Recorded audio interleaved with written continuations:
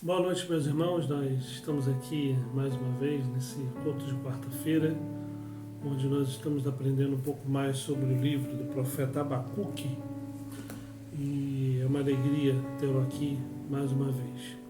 Vamos orar, vamos estar dando início a esse culto, esse momento de louvor, de adoração ao nosso Deus nessa noite. Pai eterno, Deus querido, em nome de Jesus, Pai, ilumina a nossa mente, o nosso coração, permaneça conosco, Pai, durante este estudo, para que o Senhor mesmo fale ao nosso coração. Pai eterno, que a Tua boa mão poderosa, graciosa, possa vir de encontro com as nossas vidas e que nós possamos aprender mais de Ti. Fica conosco, Pai, abençoe cada um que está assistindo, permaneça com cada um. No nome santo de Jesus que nós oramos. Amém, Senhor. Amém, Pai. Vamos abrir nossas Bíblias no Salmo 29. Salmo 29, nós vamos ler esse salmo todo. Esse salmo nos prepara para esse momento onde nós vamos cantar louvores, vamos falar com Deus através de cânticos também. Salmo 29. Diz assim a palavra do Senhor. Tributai ao Senhor, filhos de Deus, tributai ao Senhor glória e força. Tributai ao Senhor a glória devida ao seu nome, adorai-o, Senhor, na beleza da santidade. Ouve-se a voz do Senhor sobre as águas, troveja o Deus da glória. O Senhor está sobre as muitas águas. A voz do Senhor é poderosa, a voz do Senhor é cheia de majestade. A voz do Senhor quebra os cedros, sim, o Senhor despedaça os cedros do Líbano. Ele o faz saltar como um bezerro, o Líbano e o Sirion, como bois selvagens. A voz do Senhor despede chamas de fogo. A voz do Senhor faz tremer o deserto. O Senhor faz tremer o deserto de Cádiz. A voz do Senhor faz dar cria às corças e desnuda os bosques. E no templo tudo diz glória. O Senhor preside aos dilúvios como rei. O Senhor presidirá para sempre. O Senhor dá força ao seu povo. O Senhor abençoa com paz ao seu povo. Amém. Louvado seja o nome do Senhor pela sua palavra lida. Nós vamos agora louvar o nome do nosso Deus através de cânticos e de louvor ao nosso Senhor. Vamos estar adorando o nosso Deus nessa hora.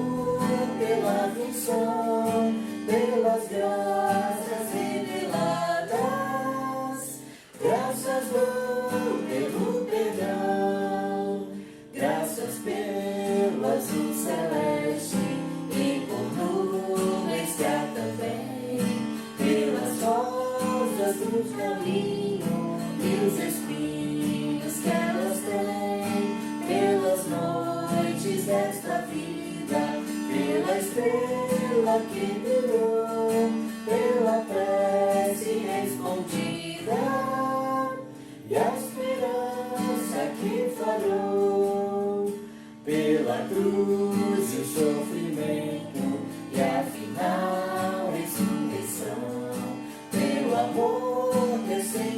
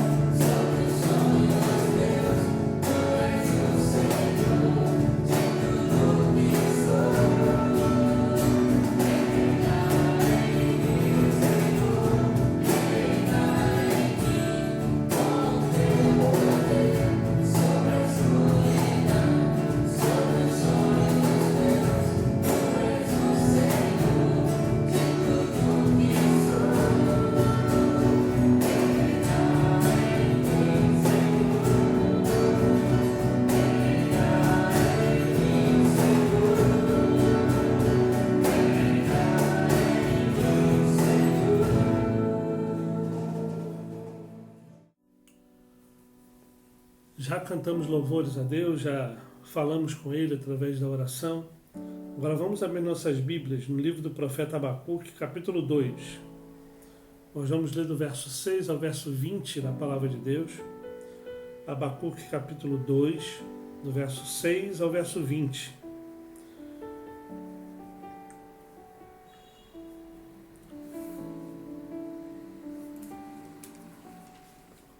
Nós estamos estudando o livro do profeta Abacuque. A gente já observou que esse profeta é um pouco diferente dos outros, porque ele fala do povo para Deus, enquanto os outros profetas geralmente falavam da parte de Deus com o povo.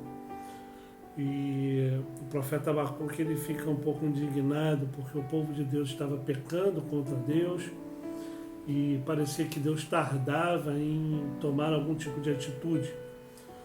E aí Deus então revela a Abacuque o que ele iria fazer, que iria levar cativo o povo dele através dos caldeus, através do povo da Babilônia. E aí o profeta fica assim, pasmo, porque o povo da Babilônia era um povo cruel, um povo terrível, um povo muito pior do que o próprio povo de Deus. Então ele fica perplexo com isso e começa a indagar, mas por que Deus vai fazer isso com o povo dele, por que isso iria acontecer. E aí, quando a gente entra no capítulo 2, Deus responde ao profeta dizendo que ele iria também o povo da Babilônia também seria castigado por tomar o povo judeu, o povo de Deus. E aí o profeta relata aqui no seu livro, do verso 6 ao verso 20, o título na minha Bíblia está assim: 5 ais sobre os caldeus. Ou seja, os caldeus receberam esses ais de Deus, e quando a gente lê esse ai de Deus aqui na Bíblia, a gente percebe que é como se fosse um lamento. Os estudiosos vão dizer que esse trecho da palavra de Deus aqui, do verso 6 ao verso 20, é como se fosse um lamento fúnebre. Ou seja, eram coisas que iriam acontecer com o povo caldeu, coisas terríveis. E aqui o profeta Abacuque está relatando como que seria isso, ou como que seria essa disciplina de Deus para com o povo caldeu, para com os caldeus. Diz assim então a palavra do Senhor, verso 6: Não levantarão, pois, todos estes contra ele um provérbio, um dito zombador? Dirão: ai daquele que acumula o que não é seu, até quando? E daquele que a si mesmo se carrega de penhores, não se levantarão de repente os teus credores? E não despertarão os que te hão de abalar? Tu lhes servirás de despojo, visto como despojaste a muitas nações, todos os mais povos te despojarão a ti, por causa do sangue dos homens e da violência contra a terra, contra a cidade e contra todos os seus moradores. Segundo ai daquele que ajunta em sua casa bens mal adquiridos, para pôr em lugar alto o seu ninho, a fim de livrar-se das garras do mal. Vergonha maquinaste para a tua casa, destruindo tu a muitos povos, pecaste contra a tua alma. Porque a pedra clamará da parede e a trave lhe responderá do madeiramento.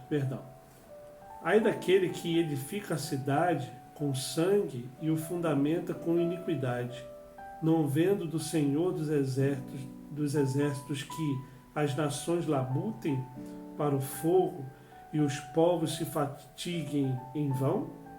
Pois a terra se encherá do conhecimento da glória do Senhor, como as águas cobrem o mar. Ai daquele que dá de beber ao seu companheiro, misturando a bebida com o seu furor, e que o embebeda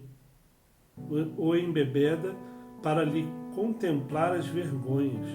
Serás farto de opróbrio em vez de honra. Bebe tu também e exibe a tua incircuncisão. Chegará a tua vez de tomares o cálice da mão direita do Senhor, e ignomínia cairá sobre a tua glória. Porque a violência contra o Líbano te cobrirá, e a destruição que fizeste dos animais ferozes te assombrará, por causa do sangue dos homens e da violência contra a terra, contra a cidade e contra todos os seus moradores, que aproveita o ídolo, visto que seu artífice o esculpiu, e a imagem de fundição, mestra de mentiras, para que o artífice confie na obra, fazendo ídolos mudos? Ai daquele, diz a madeira, acorda, e a pedra muda, desperta. Pode o ídolo ensinar? Eis que está coberto de ouro e de prata, mas no seu interior não há fôlego nenhum. O Senhor, porém, está no seu santo templo. Cale-se diante dele toda a terra. O Senhor, porém, está no seu santo templo. Cale-se diante dele toda a terra. Vamos orar, vamos falar com o nosso Deus. Pai Santo, Deus Eterno, nós te louvamos, bendizemos ao teu santo nome. Nós te pedimos, ó Pai, que pela tua imensa graça o Senhor ilumine a nossa mente, o nosso coração nessa noite, para entendermos a tua santa palavra. Permaneça conosco, Pai, no nome santo de Jesus que nós oramos. Amém, Senhor. Amém, Pai. Queridos, aqui então o profeta Abacuque relata e fala sobre cerca de 5 ais sobre os caldeus. Quando a gente separa esse texto aqui, a gente vê algumas realidades. Primeira realidade que a gente pode ver é que é o caráter santo de Deus. Existe uma justa retribuição do mal, ou seja, Deus é completamente santo.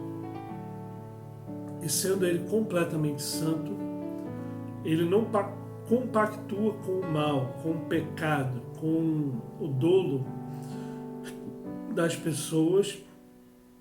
Muito pelo contrário, Ele é justo com relação a tudo isso. A segunda realidade que a gente vê descrita aqui nesse texto é que o pecado pode parecer vantajoso. O povo da Babilônia invadiu ao povo de Deus, levou cativo o povo de Deus e parecia muito vantajoso, mas ao fim ele traz um opróbrio, a destruição. Terceira realidade que a gente vê também nesse texto, que as vitórias conquistadas com truculência e maldade são pura perda. Ou seja, ninguém ganha com a truculência nem com a maldade.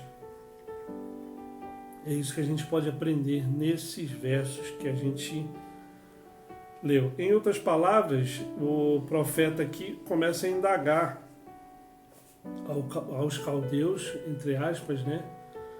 Falando de tudo aquilo que iria acontecer com eles por causa dessa truculência, por causa da maldade deles de modo geral. E aí, quando a gente lê dos versos 6 a verso 8, a gente vê o primeiro ai, a gente vê que esse texto está falando sobre a questão do roubo, da corrupção econômica. E eu separei alguns tópicos aqui. O enriquecimento ilícito é uma maldição. O povo caldeu entrava nos povos, roubava os povos, só que eles zombavam dos povos, como está descrito aqui do verso 6 a 8, mas isso tudo só servia como maldição ao próprio povo caldeu. Uma segunda realidade é que o enriquecimento ilícito oferece uma aparente segurança, ou seja, aquele que rouba e enriquece ilicitamente parece que está seguro de tudo, nada pode abalar, nada pode acontecer com ele, mas se engana quem pensa dessa forma, justamente porque Deus não passa a mão na cabeça daquele que enriquece ilicitamente, que rouba para crescer na vida, que pisa nos outros para crescer na vida e etc. Muito pelo contrário, parece que mesmo que a justiça dos homens tarde e falhe, a justiça de Deus ela não falha, e muito menos tarda, porque de fato a disciplina de Deus ela é extremamente eficaz e ela cumpre os seus desígnios, os seus propósitos, certo? Uma terceira realidade, quando fala sobre essa corrupção econômica, como a questão do roubo de modo geral, é que o enriquecimento ilícito usa instrumentos de opressão. Quando a gente vê o povo caldeu, quando entrava nos povos que ele dominava, ele exterminava, ele impunha sua cultura, ele maltratava as pessoas e era terrível. Então é baseado na opressão, é baseado no enriquecimento opressivo do povo de modo geral. O enriquecimento ilícito tem como uma consequência desastrosa, ou seja, parece que está tudo muito bem, só que não está tão bem assim. O segundo A, então, vai falar sobre, do verso 9 ao verso 11, vai falar sobre a condenação da ambição orgulhosa, a corrupção do poder social. Os bens adquiridos com desonestidade estão debaixo de uma sentença condenatória de Deus. Deus, então, ele envergonha aqueles que adquirem bens com desonestidade. É o que o texto está dizendo. Ai daquele que ajunta à sua casa bens adquiridos, que coloca esses bens em destaque. Vergonha maquinaste para a tua casa, ou seja, destruindo tu a muitos povos, pecastes contra a tua alma. É o que a palavra de Deus nos ensina. Outra realidade sobre essa ambição orgulhosa, sobre a corrupção do poder na sociedade de modo geral. A riqueza adquirida pelos instrumentos da corrupção traz vergonha e não sucesso, como é descrito aqui. É vergonhoso. É uma vergonha a corrupção de modo geral. Dos versos 12 ao verso 14 é um outro ai. É o terceiro ai, se eu não me engano aqui. O terceiro ai vai falar sobre a riqueza adquirida pelos instrumentos da corrupção, a violência, corrupção do poder político. É isso que quer dizer aqui dos versos 12 a verso 14. Fala sobre essa violência, a corrupção do poder político. A vitória alcançada pela opressão tem gosto de derrota. Os caldeus aqui estavam achando que estavam muito bem, na crista da onda, só que essa corrupção, essa maldade, por mais que tenha sido uma vitória, entre aspas, foi uma extrema derrota, porque aquele povo desceu ladeira abaixo na disciplina de Deus para com eles. Então, por mais que eles por um tempo se achavam altivos demais, achavam que estavam muito bons e tudo mais, eles tiveram a sua queda bruscamente, porque Deus não se agrada da violência E isso aconteceu com vários impérios. Império do Egito, Império Persa, Império Babilônico, Império Romano, Império Greco-Romano, e etc, e etc. Os povos muitas vezes se esquecem dessa realidade. E muitas vezes se enriquece através da violência, da corrupção e etc. Mas,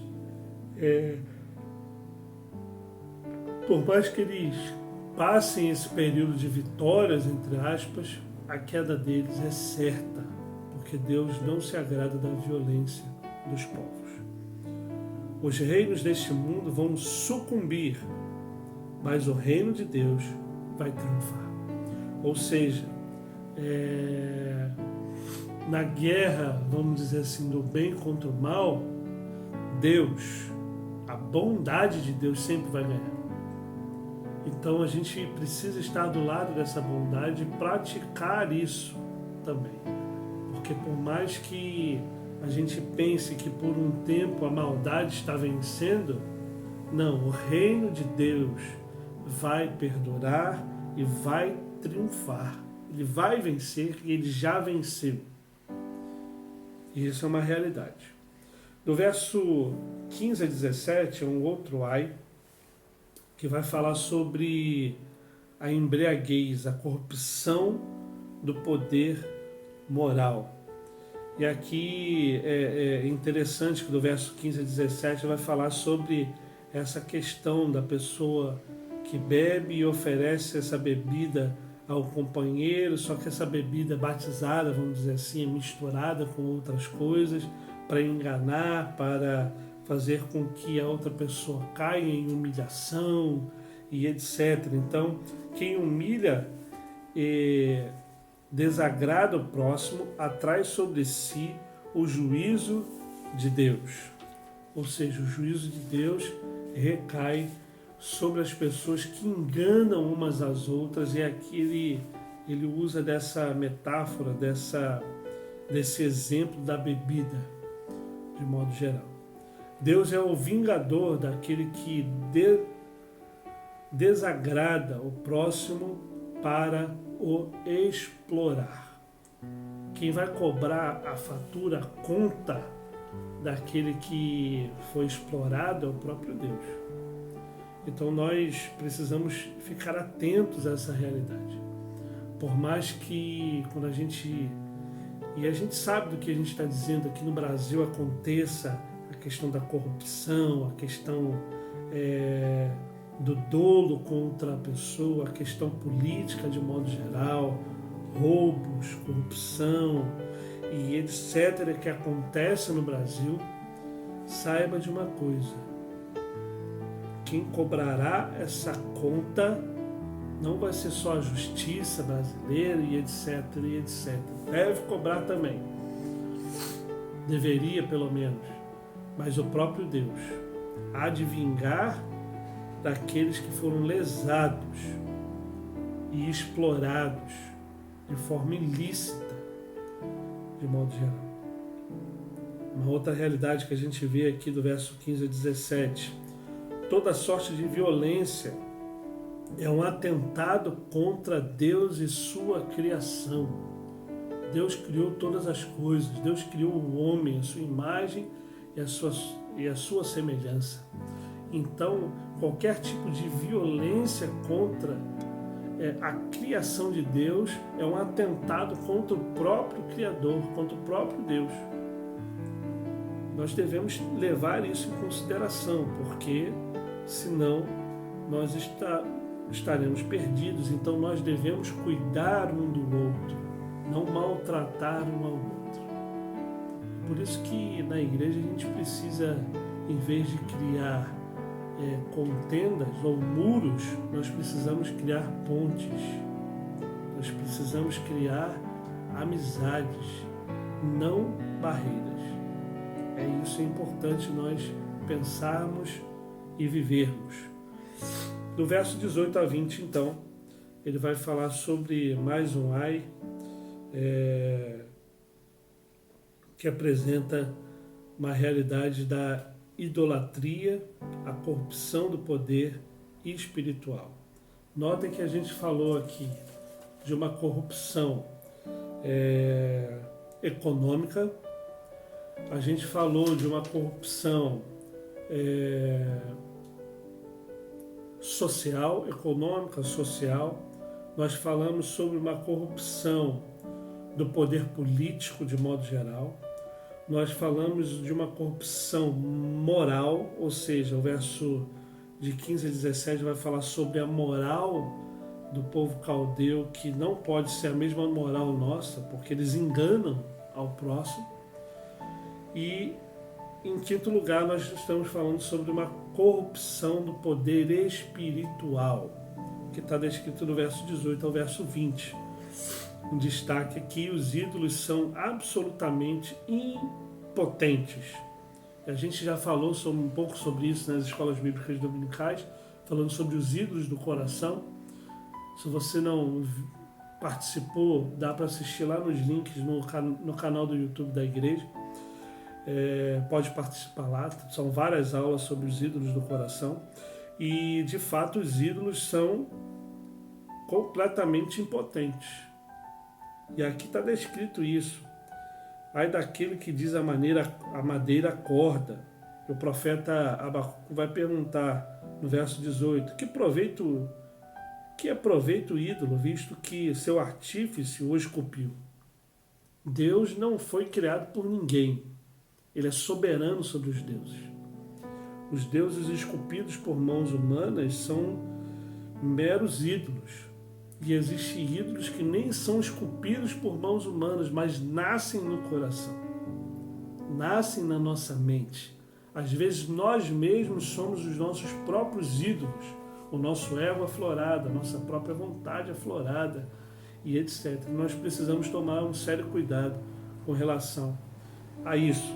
Uma outra realidade, falando sobre esses ídolos também, sobre essa corrupção do poder espiritual, sobre essa corrupção. Os ídolos são instrumentos de engano, eles nos enganam, porque justamente eles tiram Deus e Jesus Cristo e o Santo Espírito de Deus do seu trono de graça e coloca ele, o ídolo, nesse trono.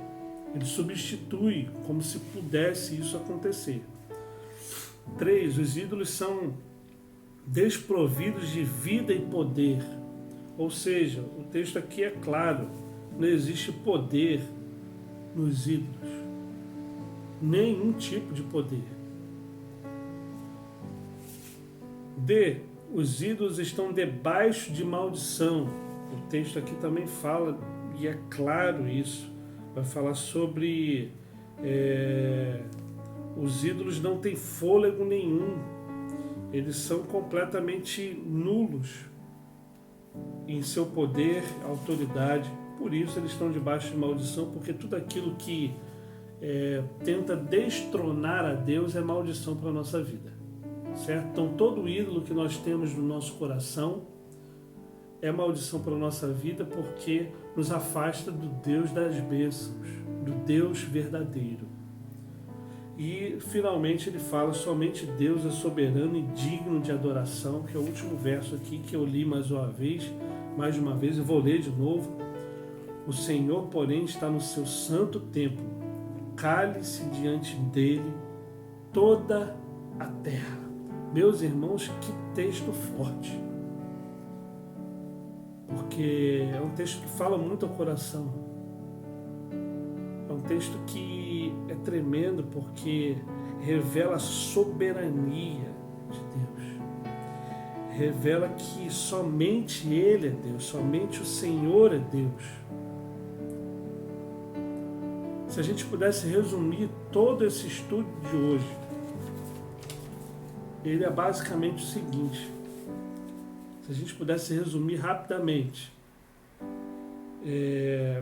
o povo caldeu, o povo da Babilônia, ao invadir o povo de Deus e ao levar o povo de Deus cativo, ele plantou uma semente, ou várias sementes. E as sementes que ele plantou, eles colheram. Que sementes foram essas? corrupção econômica. Que semente foi essa? Corrupção social. Eles plantaram semente da vergonha, plantaram a semente da violência, da corrupção, do poder político. Eles plantaram a semente da falta de moralidade. Eles plantaram a semente da idolatria, da corrupção espiritual. E o que eles receberam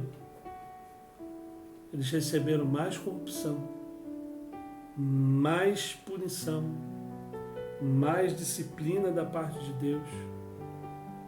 Então, em síntese, tudo que nós plantamos, nós colhemos. Se nós plantamos